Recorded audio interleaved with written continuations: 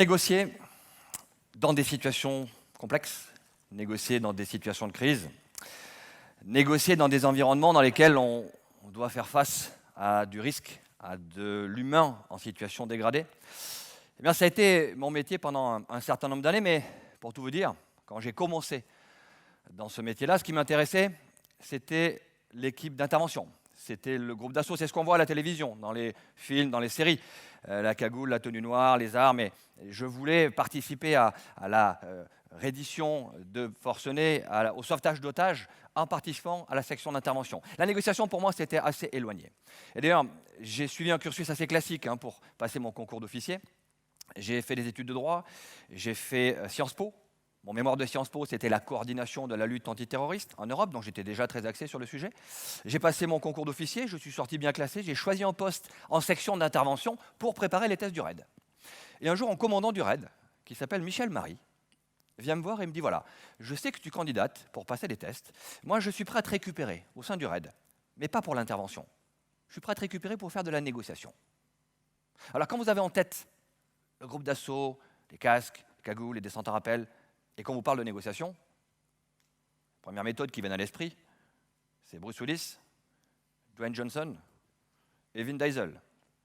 C'est-à-dire que la négociation, on avait l'idée que c'était quelque chose qui était plutôt du rapport de force. On allait intimer à l'autre l'ordre de se rendre en lui expliquant que c'était préférable pour lui. On a essayé de développer ce métier de manière un peu différente. C'est-à-dire qu'on est allé chercher de l'expertise, de la connaissance. J'ai eu la chance de me former à l'Académie du FBI. J'ai rencontré des négociateurs en Afrique du Sud, des négociateurs à Scotland Yard. Et on a réussi à structurer ce métier pour en faire un vrai métier et faire de cette structure, cette organisation, une façon de négocier un monde meilleur. Alors, cette image de négociation, c'est vrai que quand on voit ces situations de crise, on se dit que la négociation est vraiment quelque chose qui se fait au dernier moment, alors que tout à fait au contraire, la négociation est la première chose qu'on va mettre en place. Et quand on a commencé ce métier de manière un peu empirique, on avait 30% de réussite. 30% des opérations étaient réglées par la négociation. On peut considérer que c'est bien. On a monté tout doucement l'équipe en compétences pour, au début des années 2000, arriver à 85% de réussite. On a presque triplé l'efficacité de la négociation. Et on pouvait résoudre de manière pacifique des situations de crise dans lesquelles, normalement, on aurait eu à intervenir par la force. Et là, je me suis dit, c'est intéressant ce métier de négociateur, peut-être qu'on peut aussi l'amener sur d'autres situations. Et je me suis intéressé au problème des kidnappings, des ressortissants français kidnappés. Comment on faisait pour négocier, pour les récupérer? Est-ce qu'il y avait une équipe spécialisée? Est-ce qu'il y avait une méthodologie? J'ai commencé à structurer une approche pour cette problématique-là. Et là aussi, on a eu un taux de succès assez étonnant dans la gestion des kidnappings. Et ces kidnappings, on allait prêter main forte à des entreprises, parce que souvent les personnes kidnappées, c'était des collaborateurs qui étaient en mission dans des pays sensibles, le Nigeria, le Mexique, l'Afghanistan. Et on allait les sortir par la négociation. Alors ces entreprises qui nous ont vu fonctionner nous ont dit, mais c'est pas mal votre méthode de négociation, là, est-ce qu'on ne pourrait pas nous l'utiliser dans nos propres situations de négociation?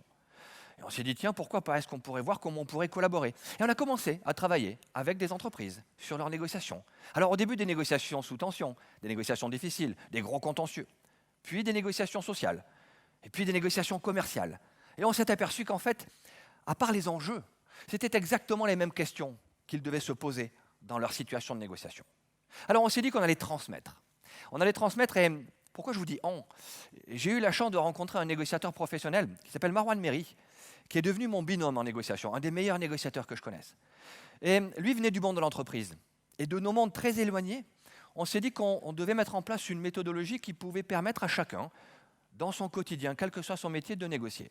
Et on a créé un référentiel qui s'appelle Pacificat. Pacificat parce qu'on cherche à pacifier les situations, pacifier les relations interpersonnelles, pacifier les situations entre les organisations. Avec le temps, ce référentiel a commencé à se diffuser, à être transmis. Aujourd'hui, les diplomates de l'ONU utilisent ce référentiel.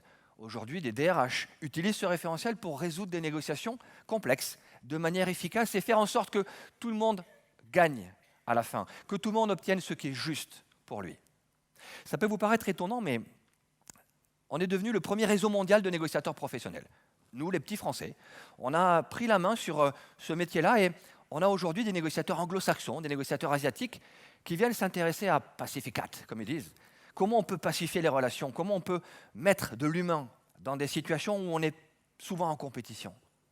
Et là, on leur parle d'empathie, on leur parle de création du lien, création de la relation, confiance. On en est venu aujourd'hui à développer des transmissions du savoir en négociation dans des métiers où on n'imaginait pas qu'on pourrait le faire. La médecine. Pourquoi? Il y a un phénomène qu'on appelle la non-observance. La non-observance, c'est le fait pour un patient de ne pas prendre son traitement correctement. La non-adhésion du patient.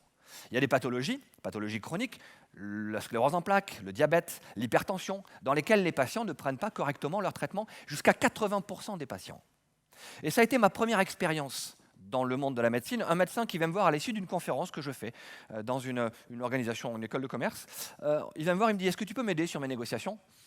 Je dis « Écoute, moi je ne sais pas ce que tu fais comme négociation, quel est ton métier ?» Il me dit « Je suis pédiatre, je traite la mucoviscidose. 70% des adolescents que je traite ne prennent pas leur traitement. Est-ce que c'est de la négociation ?» Et on lui a dit « Bien sûr, c'est de la négociation. Pourquoi ? Parce qu'on ne peut rien imposer à un patient, on doit négocier avec lui. » Et on a réussi, en travaillant avec lui, à descendre la non-observance à moins de 30%. Alors ça reste encore énorme, 30%. Mais par ces techniques de négociation, par les bonnes questions que l'on se pose, la création du lien, on peut stabiliser ce type de situation. Alors voyez, on vient de loin, le monde de la prise d'otage, du kidnapping, le monde de l'entreprise, les négociations sociales, commerciales, aujourd'hui la relation patient, la diplomatie. Tout le monde passe sa vie à négocier. Tout le monde passe sa vie à négocier et pourtant tout le monde n'est pas forcément formé à la négociation. Alors on a lancé une initiative parce qu'on a une ambition qui peut vous paraître un peu étonnante. On veut changer le monde par la négociation, vraiment. Et nous avons monté une fondation qui s'appelle ADN Kids. ADN Kids, qu'est-ce que c'est? C'est apprendre aux enfants à négocier. Pourquoi? Pour éviter les situations de violence et de harcèlement. Les cours de récréation sont souvent des lieux de violence physique, de violence psychologique. Quand j'étais étudiant, j'étais pion, j'étais surveillant. Et je voyais la violence, je la sentais. Aujourd'hui, j'ai 4 enfants, donc je vois ce qui se passe dans les écoles. Et on s'aperçoit que très souvent, dans les situations de désaccord, dans des situations de conflit, eh bien, on en vient aux mains, on en vient à crier, on en vient à laisser éclater nos émotions. Alors on explique aux enfants que les émotions, c'est super, c'est très bien. Elles sont légitimes, elles sont efficaces. Mais on leur explique surtout que le conflit, dans le sens d'un désaccord exprimé, le conflit, ça peut être quelque chose de bien. Pourquoi? Le conflit, ça permet de créer de la valeur ajoutée. Le conflit, c'est quand je dis à l'autre que je ne suis pas d'accord avec lui. Et s'il n'y a pas de conflit, il n'y a pas de création de valeur. Imaginez, je vous donne une idée, vous êtes tous d'accord avec moi. C'est nul, on n'a qu'une idée, à nous tous. Création de valeur, 0. Et encore pire, je vous donne une idée, personne n'est d'accord avec moi, mais personne n'ose me le dire. C'est encore plus nul, parce qu'on n'a toujours qu'une idée. Je me prive de votre vision qui pourrait alimenter la mienne, et vous êtes frustré de ne pas m'avoir dit que vous n'étiez pas d'accord. L'expression du désaccord, c'est ce qui crée la valeur, à condition d'utiliser la négociation pour faire en sorte que chacun construise et obtienne ce qui est juste pour lui. Et en école primaire, au sein d'ADN Kids, on fait l'exercice du 6. On a fait imprimer des grandes affiches avec un 6 dessus. On déroule l'affiche au milieu de la salle de classe, on met une partie des élèves d'un côté et une partie des élèves de l'autre. On va voir les élèves qui sont là et on leur dit « expliquez-leur que c'est un 6 ». Et on va voir les élèves qui sont là et on leur dit « expliquez-leur que c'est un 9 ». Et on laisse faire. Et en 30 secondes, c'est la guerre atomique. C'est 9, c'est 6. On arrête le tir. Stop, arrêtez le jeu. Faites le tour pour voir. Et ils font le tour, ils font « ah ben oui, c'est vrai, quand on se met là, oui, c'est un 6 ». Vous voyez, ce n'est pas un 9 ou un 6, c'est un 9 et un 6.